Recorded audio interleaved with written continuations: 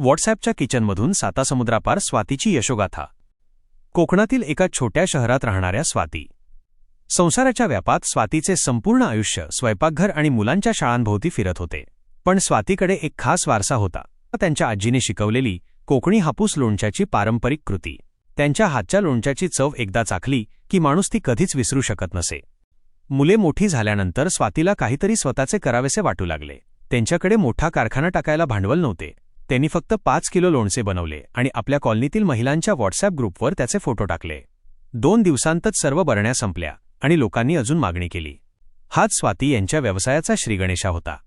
मागणी वाढत होती पण मार्केटिंगसाठी पैसे नव्हते. जाहिरात कशी करायची हा मोठा प्रश्न होता. स्वाती यांनी हार न मानता आपल्या मुलाच्या मदतीने इंस्टाग्रामवर एक छोटे पेज उघडले.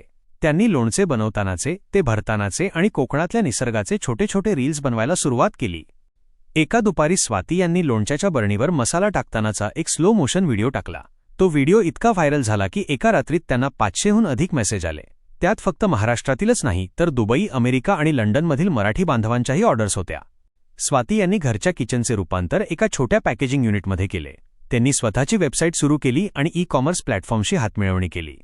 ज्या व्यवसायाची सुरुवात एका व्हॉट्सॲप मेसेजने झाली होती तो आता कोकण स्वाद या नावाने एक जागतिक ब्रँड बनला होता. आज स्वाती केवळ स्वतः पैसे कमवत नाहीत, तर त्यांनी त्यांच्या गावातल्या 30 ते 40 गरजू महिलांना लोणचे बनवणे, पॅकिंग करणे आणि मार्केटिंगच्या कामात रोजगार दिला आहे. ज्या गृहिणीला एकेकाळी घरखर्चासाठी पैसे मागावे लागायचे ती आज वर्षाला करोडोंची उलाढाल करणारी यशस्वी उद्योजिका आहे. या कथेतून आपण काय शिकलो? व्यवसायासाठी मोठ्या भांडवलापेक्षा मोठ्या संकल्पाची गरज असते.